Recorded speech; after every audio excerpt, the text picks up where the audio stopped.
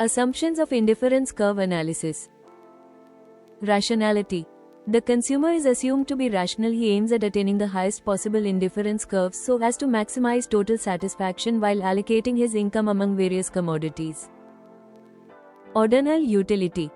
Indifference curve analysis assumes that the utility is only ordinally measurable rather than being measured in quantitative terms. Non-satiety. It is also assumed that the consumer is not oversupplied with goods consumed by him, that is, he has not reached the point of saturation in case of one commodity. Transitivity of choice. Consumers' choices are assumed to be transitive. It means that a consumer's preferences are consistent and logical. Definition. If a consumer prefers bundle A over bundle B and bundle B over bundle C, then the consumer must also prefer bundle A over bundle C. This is called the transitivity assumption.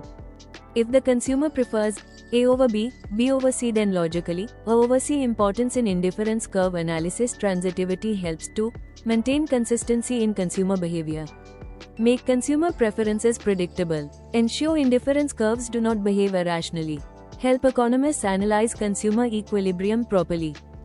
Diminishing marginal rate of substitution.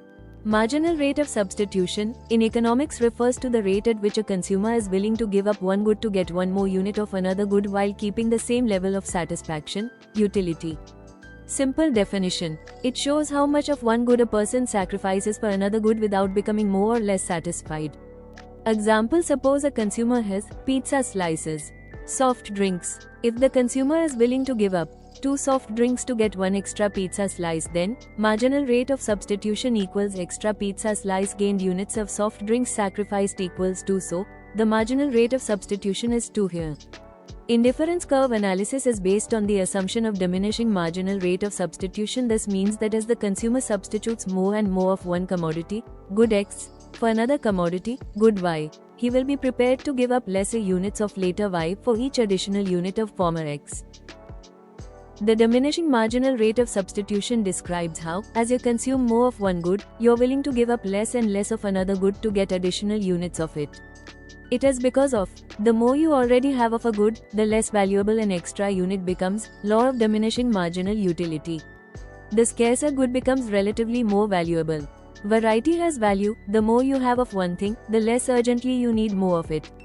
It reflects the psychological principle of diminishing marginal utility. Each extra unit gives less satisfaction. Example: imagine you have apples and bananas.